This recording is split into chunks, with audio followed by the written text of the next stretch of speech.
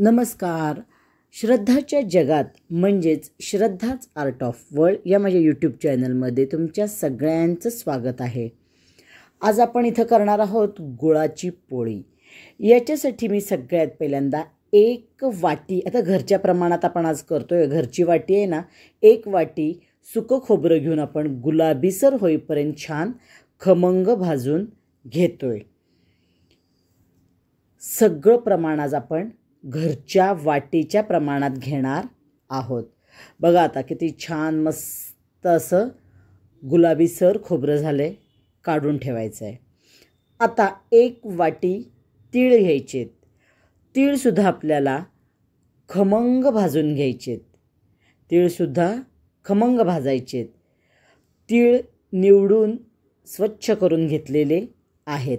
आता हे आहे ना, आपल्याला नंतर मिक्सरवरनं काढायचं आहे. आता हे आपण गार करत ठेवून देणार आहोत.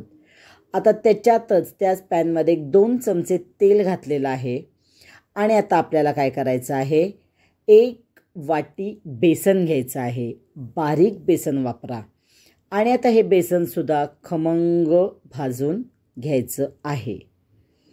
इथं तुम्ही तेल नाही वापरलं तरी चालेल, पण आम्ही नेहमीच तेल घालून पोळी करतो, म्हणजे ती छान खुसखुशीत होती. आता छान आपलं सगळं बेसन भाजून घ्यायचं आहे. थोडा ह्याला वेळ लागणार आहे. त्याचा रंग गुलाबीसर येईपर्यंत आपल्याला भाजून घ्यायचं आहे. हे बघा किती सुंदर रंग आला आहे. आणि आता बेसनसुद्धा आपलं भाजून झालेलं आहे.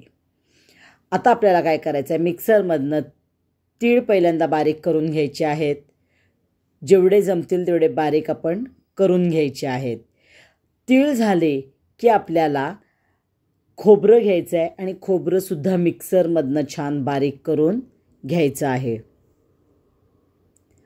आता यामध्ये आपण काय करायचं आहे, भाजलेलं बेसन हे सगळं याच्यात घालून घ्यायचं आहे. आता आपल्याला काय करायचं आहे, त्याच पॅनमध्ये ना 1-2 चमचे तूप घालायचं आहे. आणि आपण गूळ घेणार आहोत. 3 वाट्या इथं मी गूळ घेतलेला आहे. आणि गूळ फक्त आपल्याला पातळ करून घ्यायचं आहे, मेल्ट करून घ्यायचं आहे. त्याचं कुठलंही आपल्याला पाक करायचा नाही. गुळाच्या पोळ्या करायच्या प्रत्येकाच्या वेगवेगळ्या पद्धती असतात. काही जण गूळ मिक्सरवरनं फिरवून घेतात, काही जण डब्यात घालून कुकरला 3 ते 4 शिट्ट्या करून घेतात. इथं आपण फक्त झटपट गूळ आपण काय करायचं आहे, मेल्ट करून घ्यायचं आहे बारीक गॅसवर. पूर्ण गूळ वितळला की गॅस बंद करायचा आहे. आणि आता त्याच्यामध्ये आपण काय करायचं आहे, सगळं घातलेलं सगळं केलेलं जे मिक्सरवरनं पावडर आहे ते आपण सगळे याच्यात घालायचे आहे. सगळं छान मिक्स करायचं आहे. 1 चमचा वेलदोडा पूड, अर्धा चमचा जायफळ पूड घातलेला आहे. आणि आता हे सगळं छान मिक्स करायचं आहे आणि बाजूला ठेवून द्यायचं आहे. आता एका परातीमध्ये 3 वाट्या आपण पहिल्यांदा कणिक घेतलेली आहे. 1 वाटी इथं मैदा वापरलेला आहे. 2 चमचे तांदळाचं पीठ घातलेलं आहे. आणि 2 चमचे आपल्याला बेसन वापरायचं आहे. चवीपुरतं इथं आपण मीठ घालणार आहोत. आणि आता आपली पोळी खुसखुशीत होण्यासाठी 2 चमचे तूप घ्यायचं आहे. आणि याचं कडकडीत मोहन करून आपल्याला घालायचं आहे. छान मस्त कडकडीत गरम करा. सुकं म्हणजे जे कोरडं मिश्रण आहे त्याआधी सगळं छान मिक्स करा. तूप घातल्यानंतर छान हातानं ते असं सगळं मिक्स करून घ्या. मोहन छान सगळीकडं लागू देत. आणि यानंतर आपल्याला काय करायचं आहे, पाणी घालून आपल्याला जशी आपण एरवी कणिक भिजवतो तशी आपण कणिक भिजवून घ्यायची आहे. कणिक भिजवताना खूप पातळ आणि अतिशय घट्ट अशी नसावी. पोळीला आपण जशी कणिक भिजवतो तशीच भिजवायची आहे. त्याच्यापेक्षा जरा घट्ट भिजवली तरी चालेल, जरा. आता सगळे आपण काय करायचं आहे, गुळाची पोळीची कणिक भिजवून घेणार आहोत. छान 1-2 मिनटं मळायचं आहे आपली सगळी कणिक. आणि 15-20 मिनटं झाकून ठेवून द्यायची आहे. 1-2 ते 3 मिनटं छान मस्त तेल लावून अशी मळून घ्या. आता आपण जे गुळाचं सारण केलेलं आहे ते आता खूप घट्ट झाले बघा. आता असंच तुम्ही पुरणपोळीसारखा उंडा भरून गुळाची पोळी करू शकता.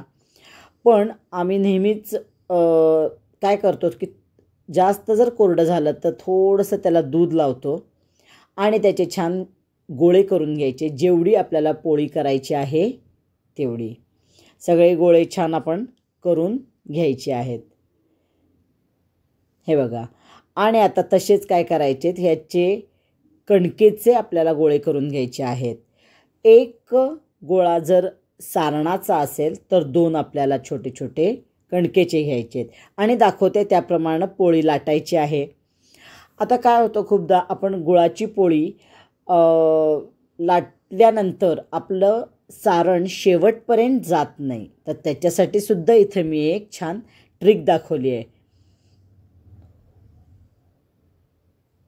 ती तुम्ही बघा आणि नक्की याचा वापर करून बघा. म्हणजे शेवटपर्यंत शेवटपर्यंत गुळाच्या सारणाची चव तुम्हाला लागेल.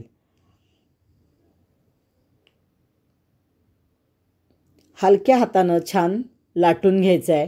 तिकडं तवासुद्धा आता मी गरम करत ठेवलेला आहे. आता काय करायचं आहे, आपण करंजीचं जे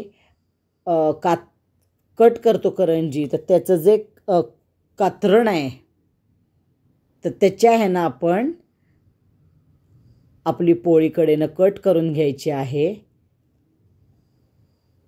म्हणजे सगळ्या पोळ्या आपल्या एकसारख्या सुद्धा होतात आणि फुटत पण नाहीत जास्त आणि दिसायला सुद्धा खूप सुंदर दिसतात. आता काय करायचं आहे, तवा तापला असेल तेव्हाच पोळी घालायची आहे. पहिल्यांदा एक साईडनं व्यवस्थित सगळी भाजून घ्यायची आहे. मग दुसरी साईड आपण पलटवून ती व्यवस्थित भाजायची आहे. आणि अशा प्रकारे आपण सगळ्या पोळ्या करून घेणार आहोत. रेसिपी आवडली तर लाईक करा, शेअर करा. अजूनपर्यंत माझं चॅनल सबस्क्राईब केलं नसेल तर नक्की सबस्क्राईब करा आणि बेल आयकॉन दाबा.